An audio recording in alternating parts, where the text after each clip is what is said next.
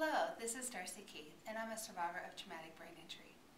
With the desire to prevent others from experiencing what I have, along with the subsequent consequences, and to live life to the fullest, I've designed a 3-part video series on concussions and what they mean to you as an individual and a student athlete. This is the 3rd video in this series and will address prevention and preparation as you begin to play in your sport. As a recap, the first video talked about concussions and what are concussions. The second video talked about the signs and symptoms of concussions. So what are some ways to prevent or minimize the effect of a concussion? What are some ways that you can prepare yourself before you begin playing in your sport after you receive one?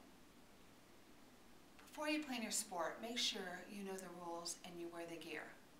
Next, educate yourself about understanding what is a concussion and the symptoms of one.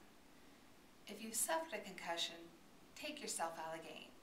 It's better to sit out than miss out on an entire season and be also checked out. If you think you've had a concussion, try following these 6 steps before going back into the game. First, as hard as it sounds, completely rest both mentally and physically until you no longer show any signs or symptoms.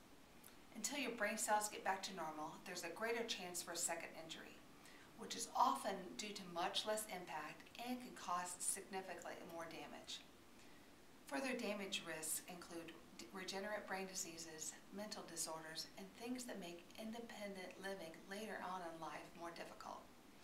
I know because I'm living with headaches because of my severe brain trauma.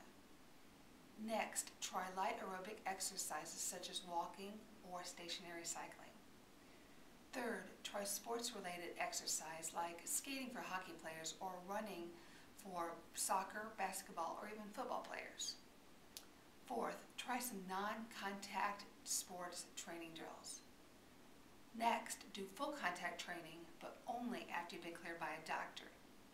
And finally, you're back in the game.